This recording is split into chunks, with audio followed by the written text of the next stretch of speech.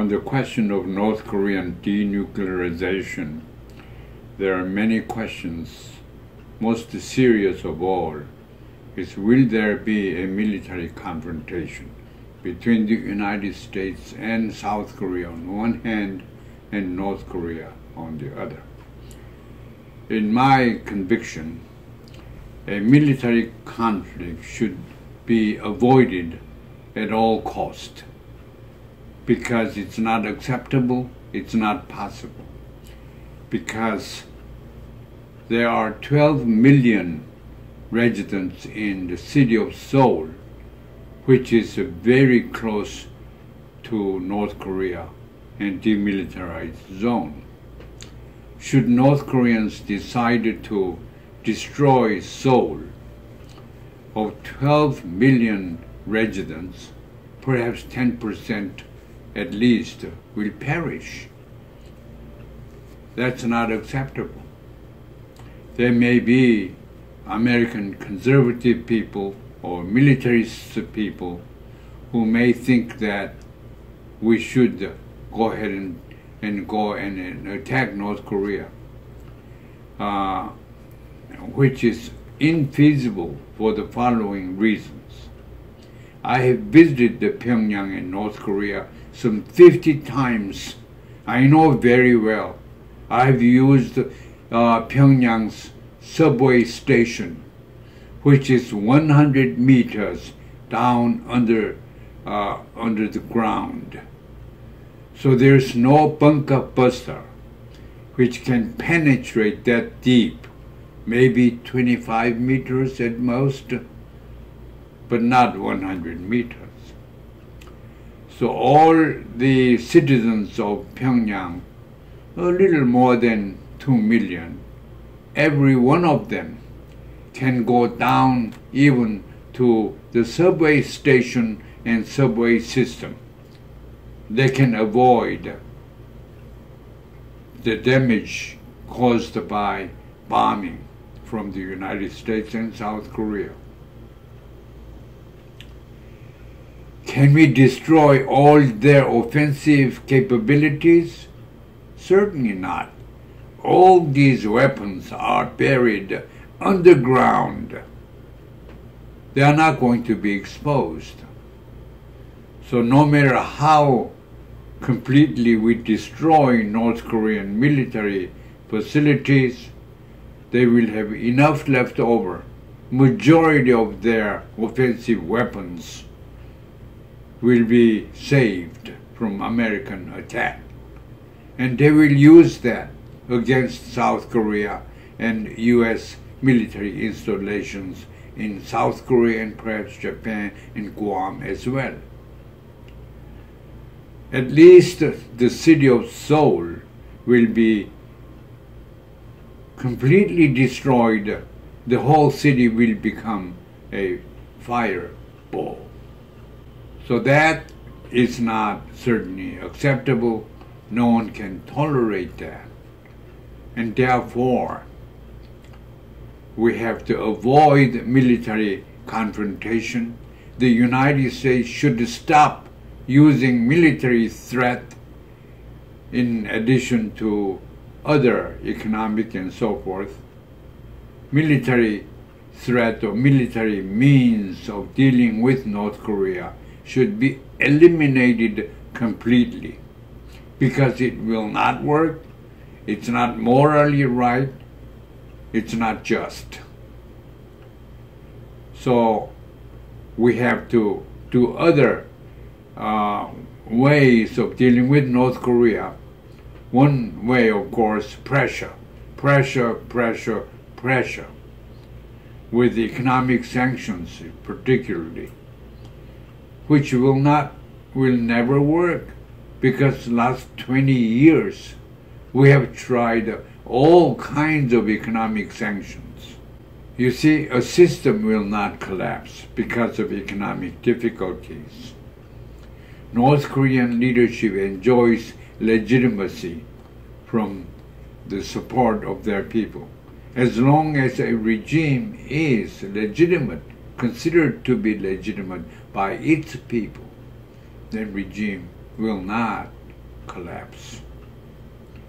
Now, Americans and South Korea, especially Americans, we have been counting on China. China can do something about North Korea. Yes, China can, because China has a lot of leverage on North Korea. Some 80, perhaps 90% of crude oil energy sources are coming from China. If they can cut off that, North Korea cannot survive. But China will never do that, because China does not want North Korea to collapse.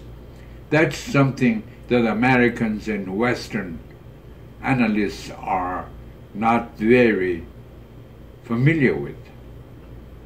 The relationship between China and North Korea has always been congenial, very deep, very emotional. When I was born in China, Kim Il-sung was active. Kim Il-sung actually spoke Chinese better than Chinese themselves. When we had the Korean War, and before the Korean War, the Chinese Civil War, Mao Zedong, Chiang Kai-shek, they had a civil war. There, the contribution made by Koreans living in China and aided by North Koreans is decisive, marking the victory of the communists, Mao Zedong forces. During the Korean War, which ensued soon after their civil war, Mao Zedong sent massive troops. Many of them are Korean Chinese from across the border. But Mao Zedong sent his own son, who was killed in the Korean War. Today, I believe his grave is still in North Korea. The emotional linkage between the two countries, two peoples, are in fact very strong. We have to realize that. In addition to that, North Korea is important to China. Ideologically, North Korea is just about the only socialist system that is surviving. And it's important for China to have a socialist system across the border as a buffer area. So strategically, North Korea should remain socialist and communist for China. Economically, North Korea offers at least a potentially great asset to the Chinese. In fact, today, Chinese invasion, if you will, economically into North Korea is so overwhelming that in my view, North Korea will become economic colony of China soon. That situation we have to realize, we have to understand that Xi Jinping's China never wants North Korea to collapse, never wants North Korea to die out because of the economic difficulties. They will continue to support with at least food and lifeline of political system, which is energy. So we Americans cannot count on China to help the United States to denuclearize North Korea. So if you open to the reality, the future is a very rather gloomy from American point of view. But we have to avoid military confrontation. That means we have to deal with North Korea peacefully and solve this issue diplomatically through negotiations. Then the question is, will negotiation work? Is there the possibility that North Korea will be satisfied with Americans through negotiations and vice versa? I think we have to know what North Korea wants. We have to know what the United States wants. What North Korea wants is a lot simpler than American desires. North Korea wants security.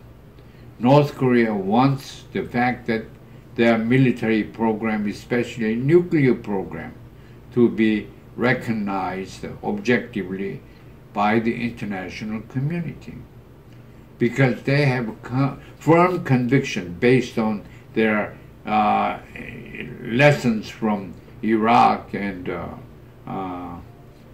Gaddafi, Libya, that once a country becomes a legitimate nuclear state, the security is guaranteed. That's what they believe. I think their belief is legitimate one. So we have to be prepared to give North Korea a de facto, maybe de jure state of nuclear power. And we have to, even before that or in conjunction, change this age-old, meaningless armistice agreement that was signed 1953. Completely meaningless temporary ceasefire agreement. We have to throw that out of the window and replace that with a meaningful peace agreement. We need to have that peace agreement. If Americans are willing to give that to North Korea will welcome that. If peace agreement is legally and objectively set in, then North Korea will give up their nuclear ambition. Will give up their nuclear ambition because they know they can become a nuclear power again if the situation dictates. They can become a nuclear power beginning from scratch within months, not years, because they have the technology, raw material, experience, science and scientists, so they can do over again and become a nuclear capable state. So they are willing to give away, negotiate away their weapons, their facilities that they have right now. And if we're willing to give the peace agreement, not the armistice agreement, and yet better, peace structure involving neighboring countries, all 6 parties in 6-party talk can be part of an architecture for peace, where mutual non-aggression agreements are included. Then North Korea will be comforted by such an agreement, where China and Russia are also a party to that peace agreement. If that happens, then North Korean issue will be resolved. What can America get from that? We have to realize that, yes, America is benefiting by selling weapons to South Korea, which is based on the assumption that South Korea has a real threat and enemy in North Korea. But that is so minimum, so temporary. But much more important, economic gain is awaiting there from North Korea that the United States can maximize. But thank God, President Trump is economic, profit-oriented leader. So if you look at the economic possibilities and calculate enormous amount of economic gain Americans can get.